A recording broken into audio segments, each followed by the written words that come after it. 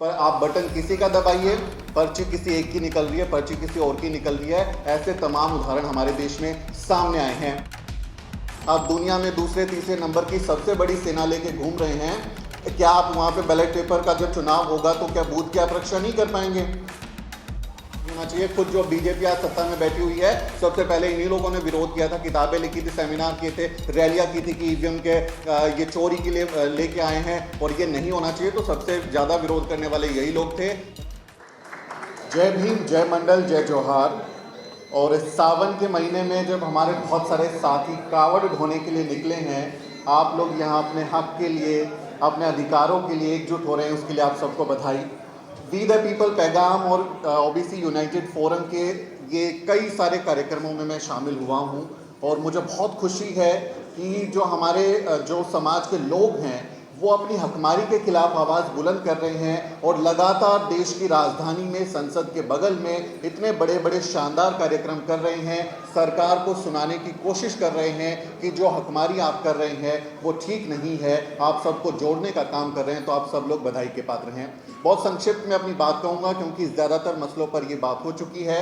चूँकि एक कवि साहब ईवीएम पर बात कर रहे थे और मैं जब अभी वापस आ रहा था यहाँ इस कार्यक्रम में पहुँचने के लिए, तो हमारी जो एनडीए की उम्मीदवार हैं राष्ट्रपति पद की, द्रौपदी मुर्मू जी, उनके स्वागत के लिए बहुत सारे कार्यक्रम आयोजित किए हैं। बाहर अलग अलग राज्यों की झांकियाँ लगाई गई हैं और उन्हीं को याद करते हुए जब मैं देखता हूँ तो भारत के प्रधानमंत्री नरेंद्र मोदी, गृह मंत्री अमित शाह और तमाम सांसद, विधायक एक बैलेट पेपर से अपना वोट डालते हैं राष्ट्रपति चुनाव में। और हमारा मसला है कि बैलेट पेपर पर ही आप चुनाव कराइए। तो मैं ये कहना चाहूँगा उन लोगों को कि जैसे आपने बैलेट पेपर से राष्ट्रपति का चुनाव किया है, वैसे ही हमारे देश में ज़रूरत है कि हम अभी बैलेट पर ही वापस लौटें, पेपर पर्ची पर ही मुहर लगाकर हम अपना वोट डालें। क्योंकि ईवीएम में तो आप चोरी कर लेते हैं, ईवीएम में गड़बड़ी के तमाम सबूत हैं और वो भरोसे के लायक नहीं है।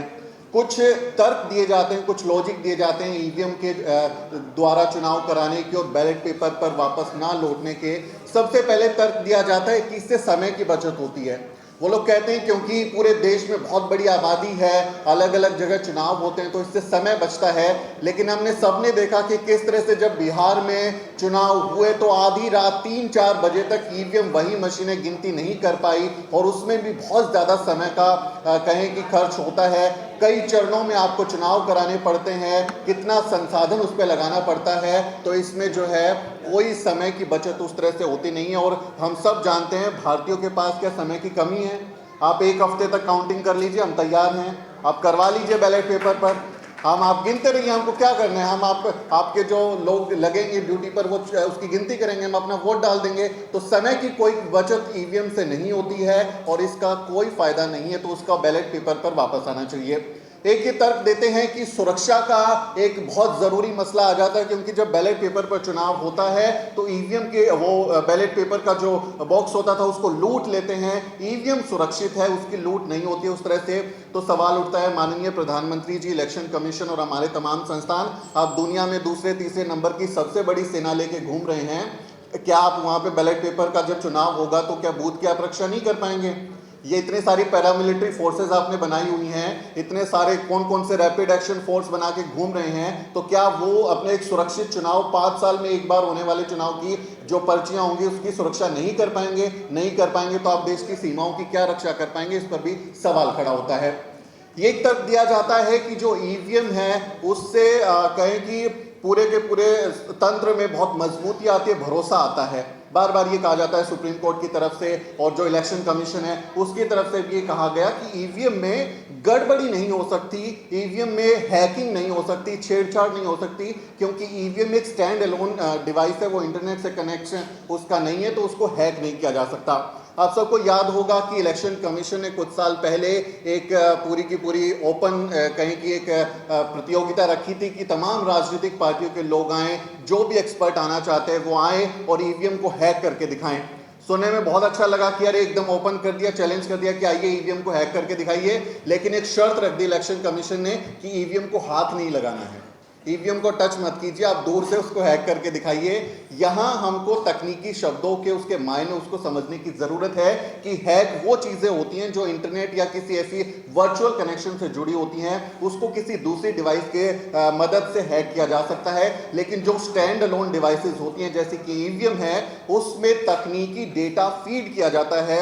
किस बटन को दबाने से कमल का फूल निकलेगा, किस बटन को दबाने से हाथी का निशान आएगा, किस बटन को दबाने से साइकिल निकलेगी, ये सब एक डेटा फीड करने वाला एक इंसान होता है जो मानव उसमें दर्ज करता है उस डेटा को। तो जब वो डेटा दर्ज करता है तो बहुत इस बात की गुंजाइश है कि वो डेटा अपने मन मुताबिक भी उसमें दर्ज कर सकता है। और ऐसे तमाम उदाहरण हमारे सामने आए हैं, ऐसी घटनाएं हैं जिससे ये साबित हुआ कि ईवीएम में पर आप बटन किसी का दबाइए, पर्ची किसी एक की निकल रही है, पर्ची किसी और की निकल रही है। ऐसे तमाम उदाहरण हमारे देश में सामने आए हैं। ये भरोसे के लायक नहीं है। और जब ईवीएम को आप इस तरह से कहें कि अपने मन मुताबिक उसको डेटा आंकड़े उसमें दर्ज कर देते हैं, तो हम उसको तकनीकी भाषा में ईवीएम टैंपरिंग कहते हैं। आप ईवीएम हैकिंग बोले तो पकड़े जाएंगे, वो बोलेंगे कि हैक नहीं हो सकती क्योंकि इंटरनेट से नहीं जुड़ी। लेकिन टैंपरिंग यानी कि छेड़छाड़, अपने मन मुताबिक डेटा डालने का काम ईवीएम में हो सकता है। और ऐसे तमाम आंकड़े, ऐसे तमाम रिसर्च, ऐसी तमाम वीडियो एमपी में वो सबके सामने वीडियो आए थे कि किस तरह से वहां पर ईवीएम का कोई भी बटन जब दबा रहे थे तो पर्ची बीजेपी की निकल रही थी। तो वो भरोसे के लायक उस तरह से नहीं है, उस पर भी काम करना चाहिए, उस पर रोकथाम लगानी चाहिए। ईवीएम को लेकर इतना अगर कहें कि ये बहुत प्रोग्रेसिव आइडिया है, ये कोई नया आइडिया है, तो सवाल उठता है कि दुनिया के सबसे ताकतवर मुल्क जो हैं वो ईवीएम से चुनाव क्यों नहीं कराते। जिन मुल्कों में इस तकनीक की इजाद हुई, जिन मुल्कों में इसके जो माइक्रोचिप तैयार होते हैं, वो ईवीएम से इलेक्शन क्यों नहीं करा रहे, वहां ईवीएम से वोटिंग क्यों नहीं होती है। क्या वो आपसे ज्यादा कहें कि पिछड़े हुए हैं, आपसे भी ज्यादा पिछड़ापन वहां पर है और वो अपने पिछड़ेपन को ढोए जा रहे हैं बैलेट पेपर पर, और आप बहुत ज्यादा विश्व गुरु बन गए हैं, अंतरिक्ष में पहुंच गए हैं। ये सवाल भी खड़ा होता है कि इसका आधुनिकता से कोई लेना देना नहीं है। अगर एक इंसान, अगर मैं एक वोटर के नाते, एक नागरिक के नाते अपना वोट देता हूं, तो मुझे अपने वोट पर भरोसा होना चाहिए कि जिस पार्टी को, जिस व्यक्ति को मैंने चुनने के लिए वोट डाला है, मेरा वोट चोरी नहीं होगा, मेरे वोट की चोरी नहीं होगी। लोकतंत्र में मुझे इसकी गारंटी चाहिए क्योंकि मैं इस देश का नागरिक हूं। और अगर मेरे वोट की चोरी हो सकती है, अगर उसमें मेरा डाउट है, तो इस देश की सरकार का, संस्थानों का, इलेक्शन कमीशन का, जुडिशरी का, मीडिया का, हर किसी का ये जिम्मेदारी बन जाती है कि मेरे उस आशंका को, उस डर को, उस चोरी के भय को खत्म करें। और अगर लोग कह रहे हैं कि आप ईवीएम को हटा के बैलेट पेपर आ जाइए, तो आपको आ जाना चाहिए, क्योंकि तमाम पार्टियां, भारत में शायद ही कोई ऐसी पार्टी है जिसने ये नहीं बोला है कि ईवीएम में गड़बड़ी हो सकती है, इससे चुनाव नहीं होना चाहिए। खुद जो बीजेपी आज सत्ता में बैठी हुई है, सबसे पहले इन्हीं लोगों ने विरोध किया था, किताबें लिखी थी, सेमिनार किए थे, रैलियां की थी कि ईवीएम के ये चोरी के लिए लेके आए हैं और ये नहीं होना चाहिए। तो सबसे ज्यादा विरोध करने वाले यही लोग थे। और जो विपक्ष में आज पार्टियां, जब वो सत्ता में थी तो वो ईवीएम को लेके आई थी, और आज जब हार जाते हैं तो ठीक है, ईवीएम पर फोड़ देते हैं। वो कहते हैं कि हाँ ईवीएम में है। मैं उनसे कहना चाहूंगा कि जब आप 5 साल जब चुनाव का वक्त नहीं होता है, क्या आप ईवीएम के खिलाफ माहौल बनाने के लिए, जनता को जागरूक करने के लिए कोई काम करते हैं? क्या आप एक ऐसे संगोष्ठियां, सेमिनार अपनी पार्टी लेवल पर लोगों के बीच में जाते हैं? और क्यों नहीं आप सब मिलकर एक सामूहिक चुनाव का बहिष्कार कर दीजिए कि अगर इस बार चुनाव होगा ईवीएम से तो हम उसमें शामिल ही नहीं होंगे, अकेले पार्टी को बना लीजिए जिसको लड़ना है, अगर हमको शामिल करना है तो ईवीएम को लेके आइए। ये सवाल भी उन पर उठता है कि वो कम से कम 5 साल इस पर काम करें, हारने पर ही ईवीएम को दोष ना दें।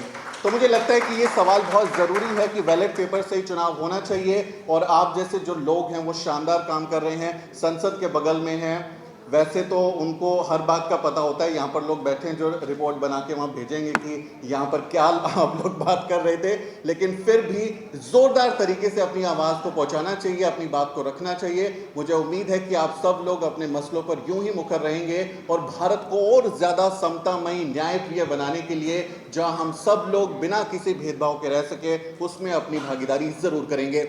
मुझे मौका देने के लिए बहुत बहुत शुक्रिया। जय भीम, जय मंडल, जय जोहार।